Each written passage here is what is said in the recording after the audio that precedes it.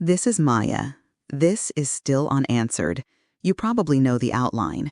A wealthy heir, 3 deaths across decades, a documentary that changed everything, and a bathroom mic that, well, what the hell did I do? Killed them all, of course. Those are Robert Durst's words, captured on tape in 2015. Words that look like confession, but leave us with a lot more than a clean ending. Today, Dr. Leon Carter joins me to walk the line between what we've proven, what we suspect, and what remains painfully, maddeningly unresolved. Leon, thanks for being here. Thanks, Maya. It's good to be here. This case, it's one of those rare ones where law, money, and media collide in ways that keep producing new questions even after a conviction and a death. Yeah, and to be clear up front, our focus in this episode is not the lurid spectacle. It's the victims, Kathleen McCormack, Susan Berman, Morris Black, and the ways institutions failed them. We'll thread the timeline and stop to examine the legal choices that let Durst slip between the cracks. Leon, before we dig into the crimes, can you give listeners a tight portrait of who Robert Durst was, family, upbringing, and the psychological picture investigators and courts had to work with? Yeah, and to be clear up front, our focus in this episode is not the lurid spectacle. It's the victims, Kathleen McCormack, Susan Berman, Morris Black, and the ways institutions failed them. We'll thread the timeline and stop to examine the legal choices that let Durst slip between the cracks. Leon, before we dig into the crimes, can you give listeners a tight portrait of who Robert Durst was, family, upbringing, and the psychological picture investigators and courts had to work with? Briefly, born 1943, eldest son of Seymour Durst, the Durst organization controls huge New York real estate holdings.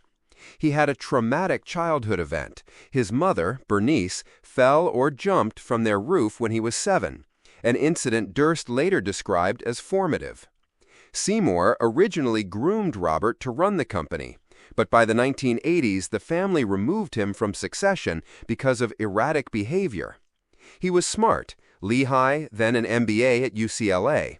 Socially awkward, prone to disappearances, and oddly compelled to petty theft despite his wealth.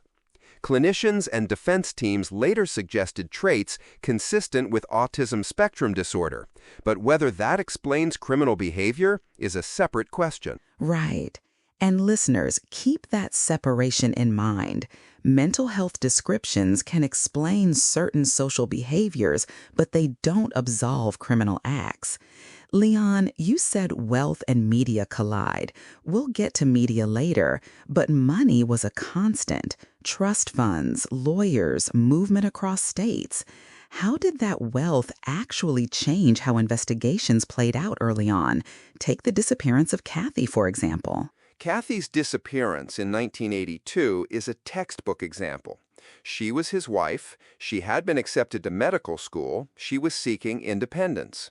Durst presents multiple versions of that night. He says he dropped her at the Katona train station. He says she called in sick the next day.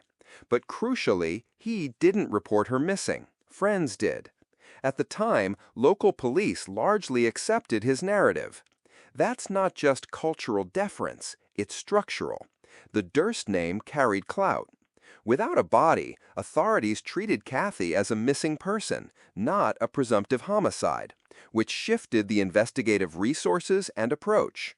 Wealth can close doors, access to top attorneys, influence over officials, and it can also skew the initial credibility afforded to a suspect. There are a lot of moments in that early story that make me uneasy. For instance, the so-called call to her medical school that supposedly came from Kathy on February 1st, the day after she vanished. Yes, that call became a core part of the alibi narrative for years. The claim was Kathy called in sick, therefore she was alive and had left town. Decades later, prosecutors allege that call was a fake, orchestrated by Durst and facilitated by Susan Berman to create cover. If true, it's a blatant, deliberate attempt to manipulate the official record mere hours after a disappearance. It also shows how small acts, one phony phone call, can radically alter the trajectory of an investigation when combined with institutional deference. So let's slow down and tell Kathy's story properly. Who she was, how the marriage deteriorated, and the night she disappeared. Kathy McCormack, born 1952, put her life on hold early to support Durst, eventually enrolled in medical school, and reportedly grew independent, which led to escalating abuse. She'd confided to friends that she was afraid of Robert. On January 31st, 1982, she disappeared. She never made the appointment with a friend in Manhattan. No body was found. Leon, how did investigators miss signs of domestic abuse and motive at the time? A combination of factors. First, the cultural environment of the early 1980s. Domestic abuse was often treated as a private matter. Second, the Durst family status created a kind of protective sheen. Third, missing person investigations are resource limited. Without a body, the presumption often defaults to voluntary disappearance unless there's compelling counter-evidence. There were earlier reports and witness statements suggesting abuse, even threats involving a gun, but they weren't assembled and prioritized as part of a homicide theory. That's a prosecutorial and investigative failure, not a mystery of human behavior. And then Susan Berman comes into the frame. She's the one who could help Durst with stories, possibly the alibi call. Tell listeners who Susan was and why she mattered. Susan Berman was a writer, the daughter of a Las Vegas mob figure, and a longtime friend of Robert's, dating back to their UCLA days. She was fiercely loyal, financially dependent on him at times, and often acted as his spokesperson. In 1982, she allegedly helped, either by making the phony call to the medical school or by assisting in other ways, to create a narrative that Kathy left willingly. That allegation, if true, pivots Susan from friend to enabler in investigators' eyes. But it's complicated because she later becomes a murder victim herself. Complicated is a generous word. In 2000, Susan Berman was found shot in the back of the head in her Benedict Canyon home on Christmas Eve, execution style. No sign of forced entry. It read as someone she trusted being let in. Leon, prosecutors later argued, she was about to be interviewed about Kathy's disappearance, and that might have motivated Durst to silence her. How did we get from suspicion to a full murder charge almost 15 years later? Two major investigative elements converged. First, renewed interest in Kathy's case. Westchester authorities were re-examining the old files around the turn of the millennium. Susan had knowledge of the marriage and the alleged alibi fabrication. Second, the documentary, The Jinx, unearthed new documentary evidence that directly tied Durst to an anonymous cadaver letter sent to Beverly Hills police. Specifically, a misspelling on an envelope and handwriting similarities between that anonymous letter and Durst's own handwriting on an envelope to Susan. That link made Durst a person of keen interest in Susan's murder and gave prosecutors probable cause they lacked in 2000. Let's pause on that misspelling detail because it's one of those tiny and huge elements. In the anonymous letter sent to Beverly Hills police, Beverly Hills was spelled with an extra E.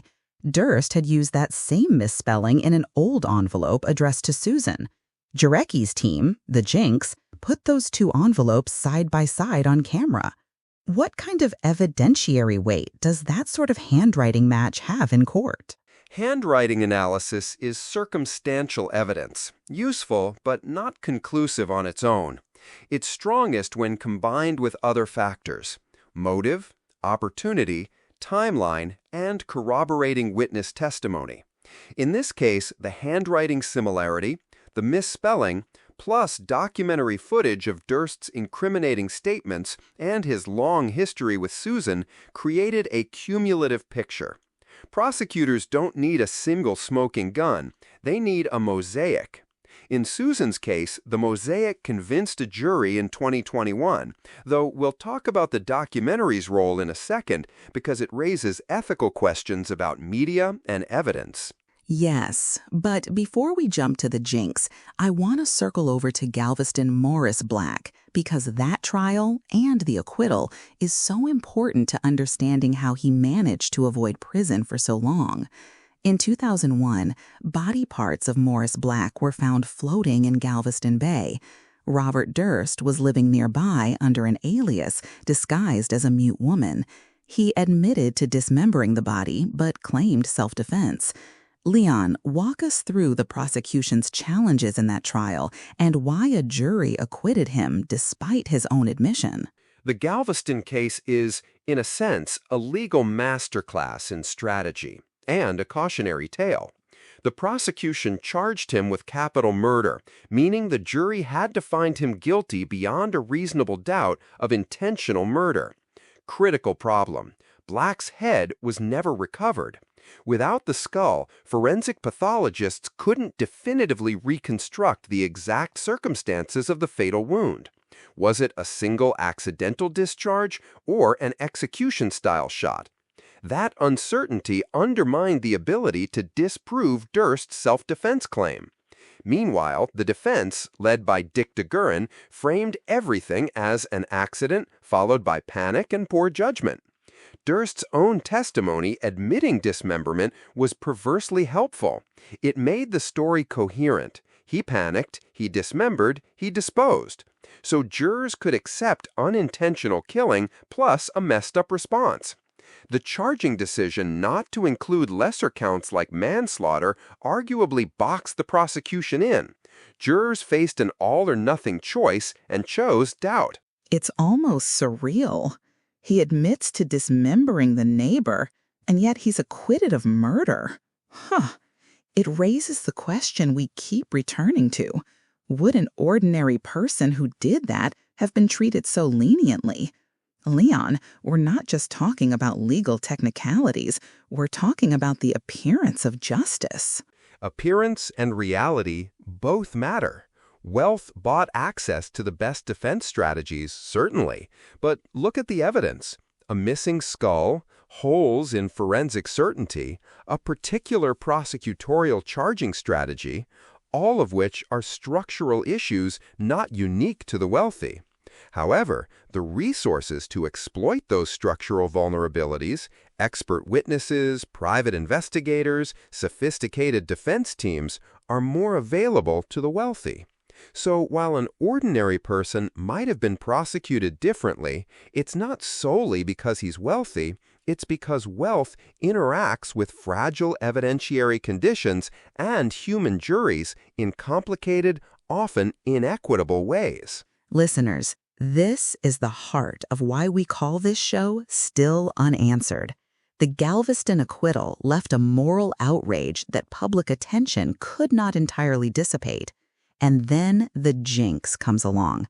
Andrew Jarecki makes a film, Durst participates in interviews, and in 2015, a bathroom mic picks up him saying, "Killed them all, of course."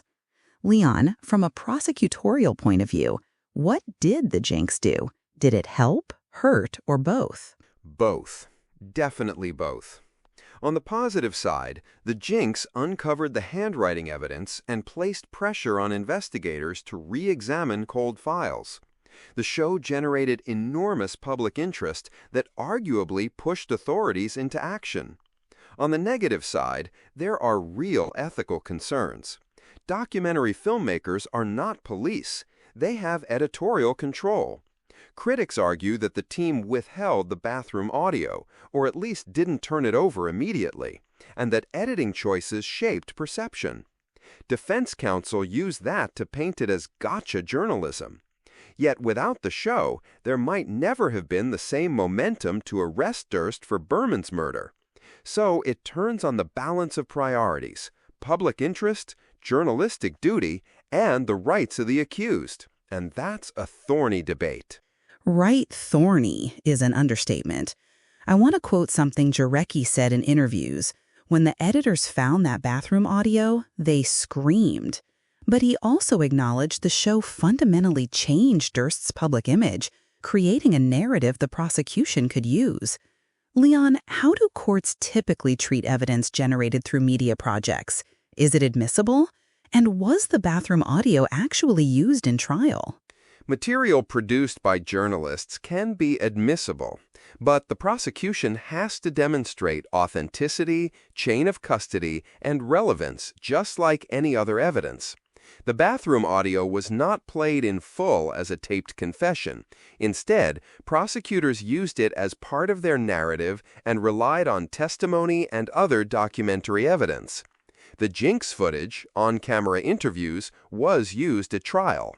Ultimately, the jurors heard both documentary excerpts and witness testimony that, together, formed a coherent picture. But the ethical question lingers. Do filmmakers become quasi-investigators? And when they find incriminating material, do they have a duty to immediately provide it to law enforcement? The answers aren't clear-cut. There's also the argument that the show might have prejudiced potential jurors. Yet here we are. Durst was convicted in 2021 for Susan Berman's murder, sentenced to life without parole, and then died in custody in 2022 while appealing. His death in custody led to the Berman conviction being vacated under California law because the appeal was pending. So legally, the conviction is gone, though the factual record remains public. Leon, how does that legal technicality sit with you? Is justice served when a conviction is vacated because a defendant dies mid-appeal? Legally, the doctrine exists to prevent a conviction from becoming final when an appeal is unresolved. It's about the defendant's right to a conclusive judgment. But pragmatically, it is unsatisfying for victims' families. A vacated conviction doesn't erase the trial record or the jury's finding. It's a legal formality that acknowledges an uncompleted appellate process. Emotionally and morally, families feel cheated because public perception of accountability is muddied. So the law serves an abstract fairness concept, but doesn't provide closure for those harmed. That's important to say. Now, I'd like to move to some systemic themes: money and power, investigative missteps, the role of co-conspirators or enablers. Let's start with the pattern. Across Kathy, Susan, and Morris, we see missing or crucially absent evidence. No body, no head, and then a decades-late link. How often do these no body or partial body cases stall like Kathy's did? And has forensics changed? No body cases are notoriously challenging. Historically, prosecutors were hesitant to bring murder charges without a body. But we've seen successful no-body convictions where circumstantial evidence is overwhelming. Phone records, DNA traces, financial motives, witness testimony. Forensics has advanced. DNA, digital footprints, cell site analysis, and modern forensic chronology can build strong cases even absent remains. However, in 1982, the toolkit was limited. Kathy's case suffered from being early in that technological arc and from initial investigative decisions that didn't prioritize homicide. So yes, procedures and tools have improved, but the structural decisions made at the start of an investigation remain critical. And the role of enablers. Susan is a unique case because she may have helped Durst cover his tracks and then got killed. In Part 2 of the Jinx, and later reporting, the narrative expands to include a circle of people who enabled Durst: lawyers, friends, family. How do we think about complicity here? Are these criminal accomplices, moral accomplices, or both? It varies. There's a spectrum. Someone who knowingly participates in fabricating an alibi could be criminally liable as an accomplice or accessory after the fact, depending on intent and jurisdiction. Moral complicity extends to those who turn a blind eye despite knowing or suspecting wrongdoing, friends, family, or employees who rationalize or hide evidence. Legally, however, proving criminal culpability requires evidence of knowledge and intent. That's often hard to establish years later. Ethically, though, enablers bear a moral responsibility that the law doesn't always capture, and we should scrutinize those dynamics. Let's put some human faces on this, because this is a podcast that tries to center victims. Kathy's family pressed for decades. Susan, her murder was violent, personal. She was killed in her home on Christmas Eve. Morris Black was elderly and had his head never found. No dignity in death, really. Talk to me about what justice would look like for these families now. Justice can be different things. For Kathy's family, justice would be knowing where her remains are and having a legal conclusion that connects the truth to a lasting accountability. For Susan's family, a completed conviction would be closure. They had a conviction, but its vacatur complicates that. For Morris Black's family, the Galveston acquittal left many feeling unheard. Beyond legal outcomes, justice often involves truth-telling, transparency from institutions, and reforms that prevent recurrence, improving missing person protocols, better cross-jurisdiction coordination, and accountability for investigative failures. Those are systems-level remedies that can be secondary but lasting forms of justice. I want to probe one reform you mentioned, cross-jurisdiction coordination. Durst jumped from New York to California to Texas. How did fractured jurisdictional boundaries help him? And what would better coordination have looked like in the 1980s and 1990s? Research sharing and centralized case files could have helped. In 1982, databases were largely paper-based and regional. A coordinated, proactive inquiry sharing, suspect information, patterns of behavior, and potential connections might have connected the dots earlier. In practice, you need a mechanism, multi-jurisdiction task forces, better incentives for federal involvement in cases with interstate elements, and modern digital infrastructure for immediate cross-checking. Even today, institutional culture matters. Police departments must prioritize collaboration over territorial instincts. Listeners, we're approaching the halfway mark of the episode, and we've covered a lot. But there are still bloodlines to trace, some rhetorical questions to keep banging. Did the Durst family know more than they said? Did Deborah Lee Cheriton, his second wife, play a role in shielding him? Were there other victims? And there's that bombshell bathroom line, killed them all, which suggests more than 3 incidents. Leon, from a patterns perspective, does that line open up credible fears that he killed more people, or is it bravado? It raises legitimate concern. The phrase could be bluster, a fantasy, or a confession. It matches a documented pattern of violent acts, cover-ups, and a capacity to get away with them. That said, as a forensic or prosecutorial professional, you can't convict on an utterance alone. You need corroborating evidence. But the line should prompt serious re-examination of unsolved cases that have Durst-linked similarities.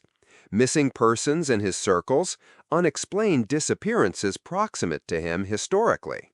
It should be an investigative starting point, not a terminal conclusion. Let's move to some of the more uncomfortable ethical questions about the Jinx and true crime media.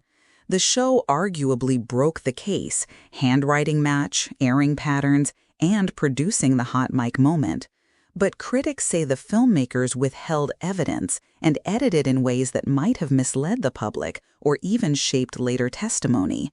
Where do you stand on the duty of documentarians to hand over findings to law enforcement?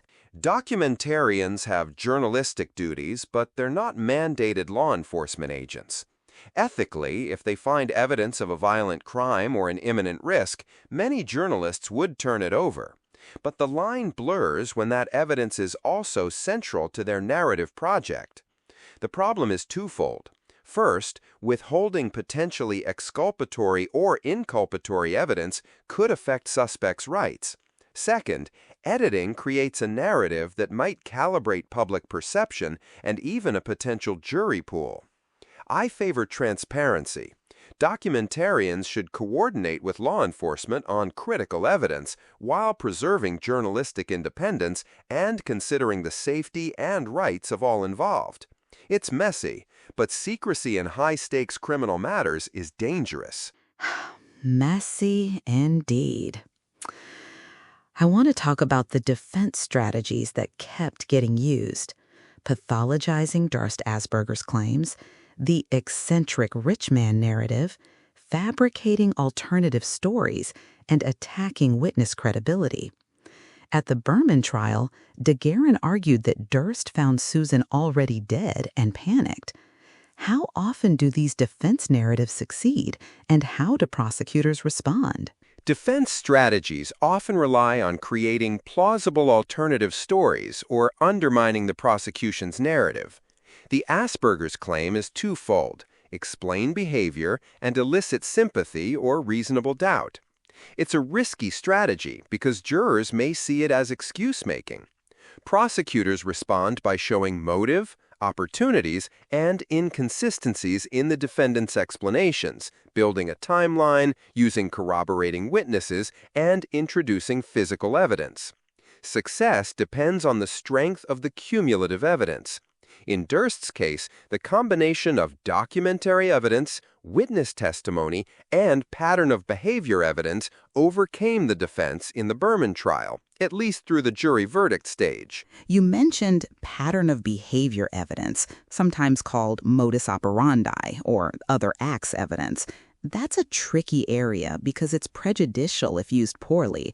How did prosecutors handle that in Berman's case? They tried to walk the line carefully.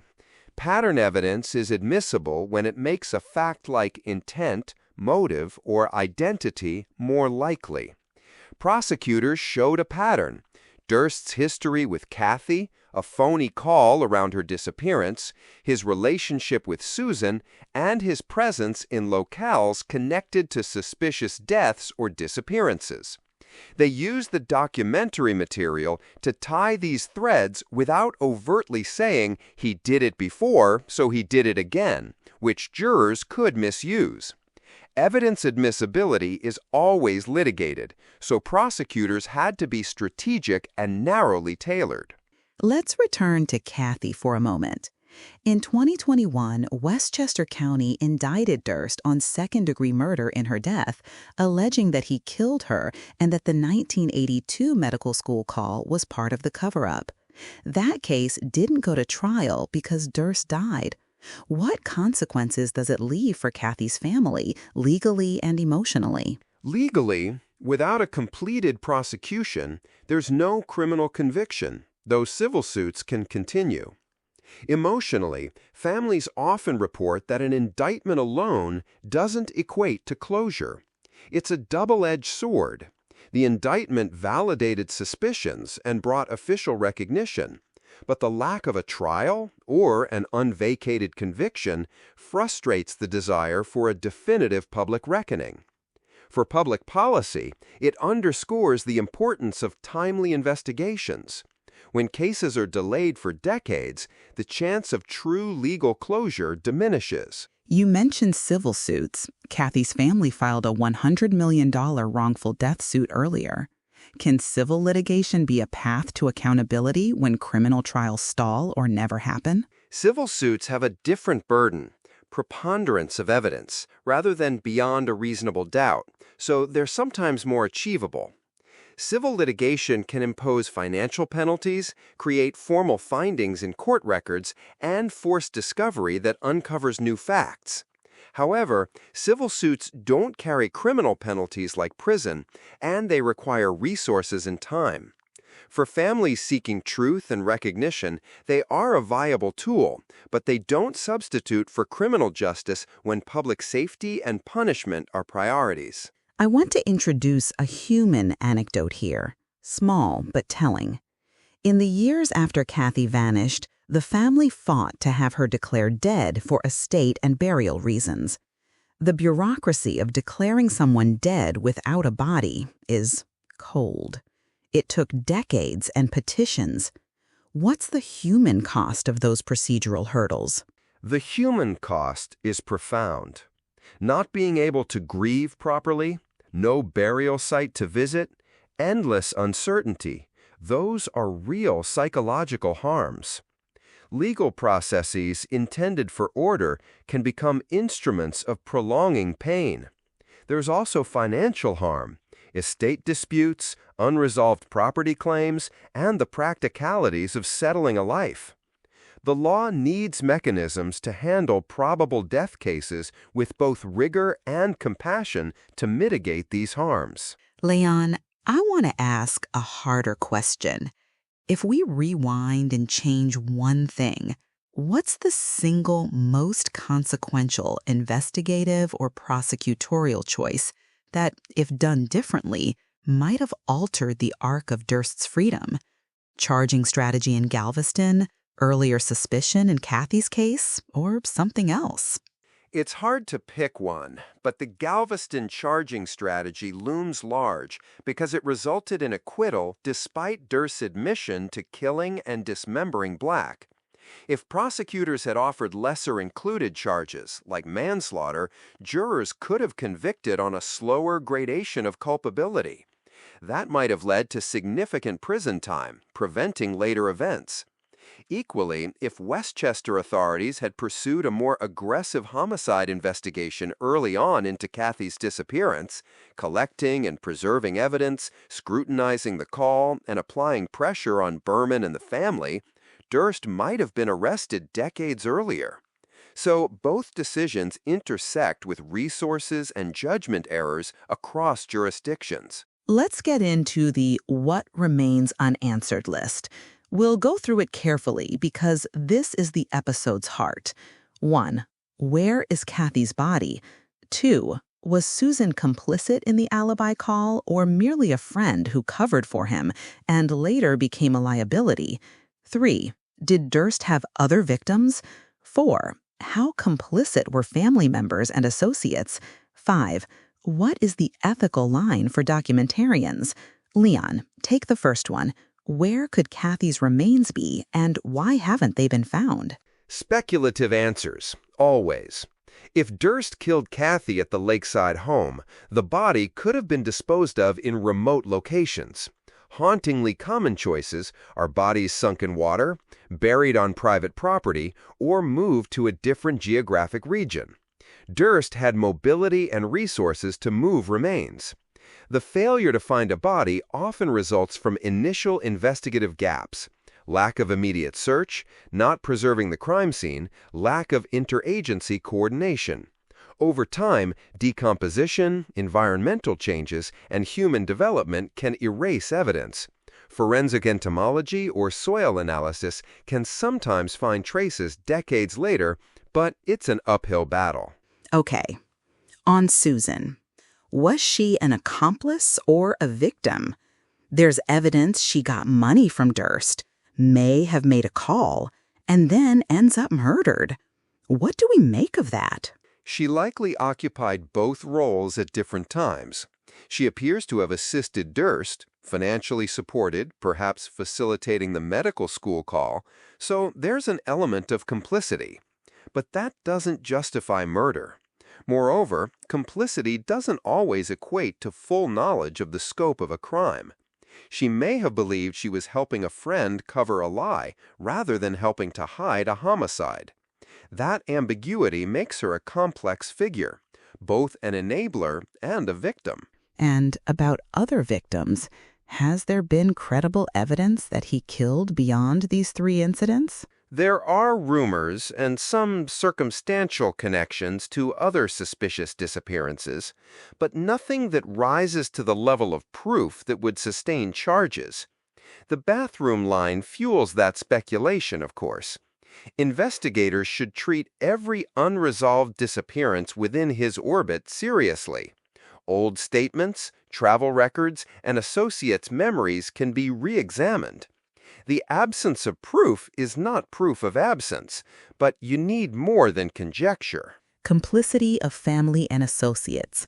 Some reporting suggests the Durst family knew or at least suspected, but chose to preserve corporate and social status. Training prosecutors to subpoena family records or depositions is tricky.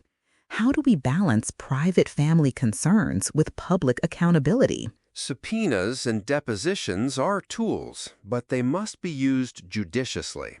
Investigators need probable cause to compel testimony or records. They can't simply blanket a wealthy family with intrusive demands without a legal basis. At the same time, the public interest can warrant vigorous inquiry into potential obstruction. It's a delicate balance between civil liberties and seeking truth. Transparency for powerful families should be heavier when there's plausible link to criminal activity, but legal standards still apply. Let's close on the ethics of true crime media. We're both grateful that Jinx existed, because without it, Susan's murder might remain unsolved. But we also have to critique the ways producers sometimes play with narrative for drama. If you could give one guideline to documentarians covering potential crimes, what would it be? I would say prioritize victims and due process equally. When you uncover evidence of a crime, coordinate promptly with appropriate authorities while maintaining editorial independence. Be transparent about what we know, what we can infer, or what we'll never prove. Resist the temptation to edit for maximum shock at the expense of clarity. Your storytelling choices have real-world consequences. People's liberty and victims' lives hang in the balance. Powerful. We're coming up on the final segment. I want to offer listeners some concrete, still unanswered takeaways and action points, accountability reforms, investigative recommendations, and what families and journalists can do. Leon, give me 2 institutional reforms you think would make a real difference in similar cases. First, mandatory rapid response task forces for missing adults with credible abuse indicators, teams that combine local police, state investigators, and federal liaisons to avoid jurisdictional silos.